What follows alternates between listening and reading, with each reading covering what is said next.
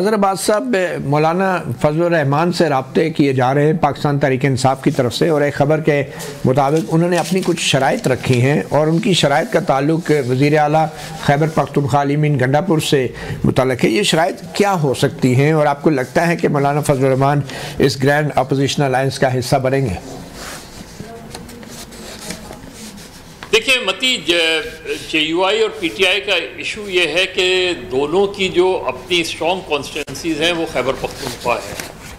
JUI या मौलाना फजल रहमान और अली अमीन Gandapur directly एक दूसरे के मद्दे मुकाबिल हैं। इसी तरह JUI ज़ाहिर है, मेरा ख्याल है ऑन पेपर नहीं, लेकिन बैकग्राउंड में ज़रूर JUI ये चाहेगी कि अगले इलेक्शन के मामलात में जो है वो PTI, क्योंकि JUI की रिजर्वेशंस हैं, वो समझते हैं कि जो खैबर पख्तूनख्वा में इलेक्शंस हुए हैं उसमें उनके कुछ जगहों पे उनकी पार्टी जीती है और नहीं जीतने दिया गया, जो भी है।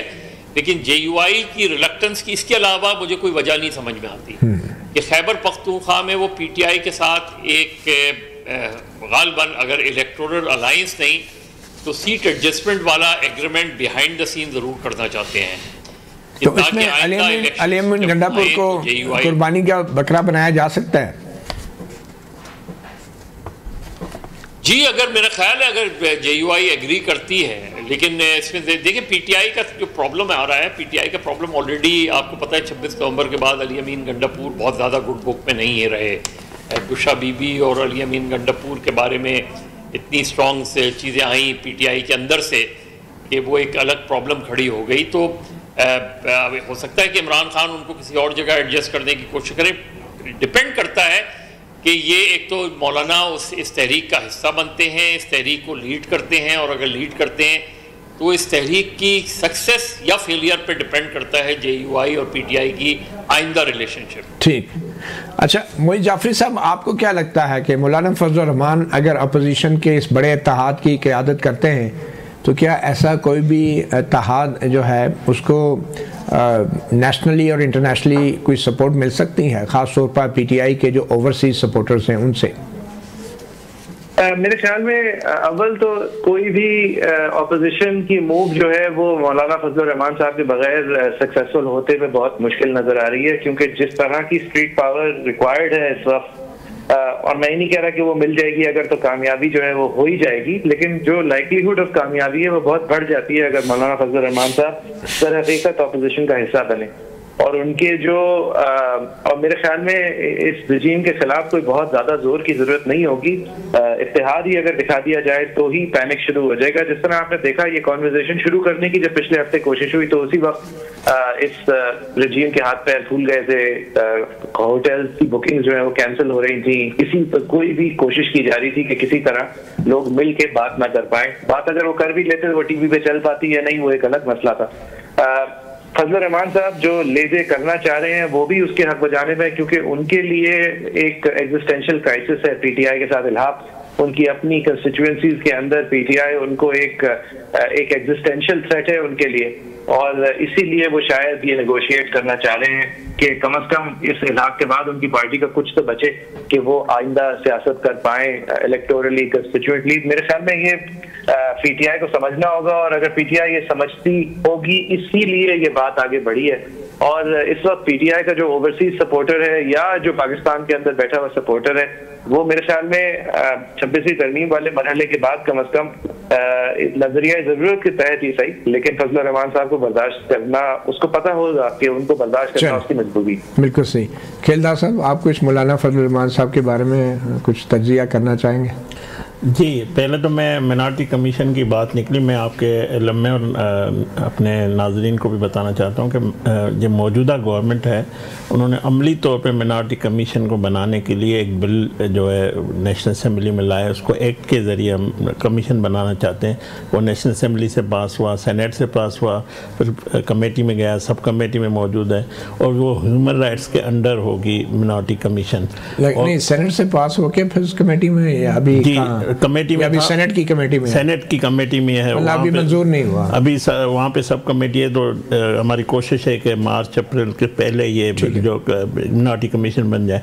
जो शोएब सदर साहब वन मैन कमीशन जो चला रहे हैं, उसमें भी उसने करिकुलम में बड़ा अच्छा काम किया है। और जो जिस तरह काम मदर साहब ने प्रॉपर्टीज़ के हवाले से भी उसका अच्छा मतलब काम उन्होंने किया है। मगर जब ये कमीशन हमारी मुकम्मल बन जाएगी और एक्ट की सूरत में बनेगी, उसके पास इख्तियारात भी होंगे। जो बात आप मौलाना फजल रहमान साहब भी कर रहे हैं, देखिए मौलाना फजल रहमान का अगर मैंडेट चोरी हुआ है या वो उनका अगर गिला है तो वो KPK में है। दूसरा मुझे ये बताएं कि जो रिज़र्व सीटें जो फैसला पेंडिंग है वो मौलाना फजल रहमान साहब कहते हैं कि मेरी है, जिस तरह हम कहते हैं कि हमारे हिस्से में आनी चाहिए। PTI कहती है कि ये किसी भी सूरत में हमारी है। तो दूसरी तरफ मौलाना फजल रहमान साहब का सियासत का और एहतजाज का, तहरीकों का तरीका अलग है। वो आपने देखा होगा माजी में 2019-20 में जब भी उसको कहा जाता है कि इस साइड पे बैठ जाए, इमरान खान की हुकूमत थी, वो आए और बड़े पुरअमन अंदाज से, किसी का गमला भी उन्होंने नहीं तोड़ा, कई दिन बैठे। तो उन्होंने हमेशा आइन और जमहूरियत की बात की है। उन्होंने कभी नहीं कहा कि मुझे चीफ ऑफ आर्मी स्टाफ मुझे कोई फेवर दे, मुझे एस्टेब्लिशमेंट इक़्तिदार में बिठाए, उसूलों की सियासत। तो इनका तो तरीका ही कोई अलग है। जलाओ गिराव करना है, मारदार करनी है, मुल्क में जो है हंगामा आराई करनी है, रेड जोन। इसका मतलब मौलाना अगर अपोजिशन में शामिल होते हैं तो एक मस्बत चीज़ होगी, आप वेलकम करेंगे उन्हें डी चौक पे। देखिए मौलाना फजल रहमान साहब से हमारी क़यादत का, वज़ीर आज़म का वक्तन वक्तन रब्ता होता है। 26वीं आइनी तरमीम में मौलाना फजल रहमान साहब के तहफ़्फ़ुज़ात को दूर किया गया, बल्कि PTI को ऑन बोर्ड किया गया और PTI की तमाम ख्वाहिशें उस 26वीं आइनी तरमीम का हिस्सा थी। और आज भी अगर ये जो जुडिशल कमीशन में सारे लोग बैठे हुए हैं, तो जो लोग कहते हैं ना कि गैर आइनी है, फॉर्म 47 वाली है, तो मुझे बताएं ये सारे फैसलों में ऑन बोर्ड है, सारे फोरम पे मौजूद है। सही है, तो फिर आप किस तरह ये कहते हैं कि ये हुकूमत गैर आइनी है, वज़ीर आज़म के पास इख्तियारात नहीं। इन्हीं इख्तियारात में ये मुल्क चल रहा है, इन्हीं इख्तियारात में मुल्क ने डिलीवर किया है, मुआशी जो है बेहतरी आई है, तो महंगाई में कमी आई है। जी जी मुनीज़, ये जो अभी बात हुई है मौजूदा सियासी बहरान की एक बड़ी वजह जो है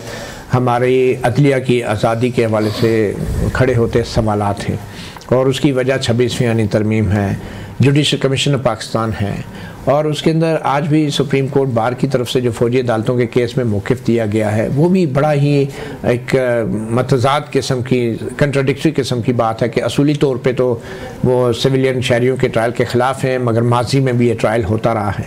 मैं आपसे ये जानना चाहूँगा कि ये वज़ीर कानून, अटॉर्नी जनरल या सुप्रीम कोर्ट बार के जो लोग हैं, जो इस वक्त इलेक्टेड बॉडी हैं, ये ख़ुद को आसमा जहांगीर ग्रुप का लोग कहते हैं, तो आपको लगता नहीं है कि ये जो कुछ कर रहे हैं अदलिया के साथ, ये आसमा जहांगीर की तालीमात और उनकी जो बयानिया था उसके ये मतज़ाद चीज़ है? देखिए, आसमा जहांगीर किन चीज़ों के लिए खड़ी होती थी वो आप सबको मेरे से बेहतर पता है। उन्होंने हमेशा मिलिट्री कोर्ट्स के ख़िलाफ़ एक स्ट्रगल की, उन्होंने हमेशा अदलिया की आज़ादी के लिए स्ट्रगल की। क्या वो 26वीं आइनी तरमीम के साथ होती, ख़िलाफ़ होती? मेरे लिए इसलिए कहना ये मुश्किल है क्योंकि उन्होंने हमेशा ये कहा कि कॉन्स्टिट्यूशनल कोर्ट इस हुकूमत की ज़रूरत है। बल्कि जब आप ये चार्टर ऑफ डेमोक्रेसी साइन किया जा रहा था तो उन्होंने ही तजवीज़ बेनज़ीर भुट्टो साहिबा को दी थी कि आप कॉन्स्टिट्यूशनल कोर्ट ज़रूर बनवाएं, और वो इसकी एक एडवोकेट थी कि कॉन्स्टिट्यूशनल कोर्ट होना चाहिए। जिस तरीके से ये तरमीम की गई और अब जो शक्ल बनी है, that I am not sure किस तरीके से जो हुई। You are not sure? Are you sure? No, I would like to let me explain myself. देखिए, it's important that I explain myself. बात ये नहीं है कि 26वीं आइनी तरमीम सही थी कि नहीं थी। बात ये है कि हमारी जुडिशरी माजी में भी जो हरकतें करती रही वो सबके सामने है, और जिस तरीके से जजेस अपॉइंट होते रहे थ्रू वन जज, वो भी उनको एक्सेप्टेबल नहीं था। तो I want to be very clear on that.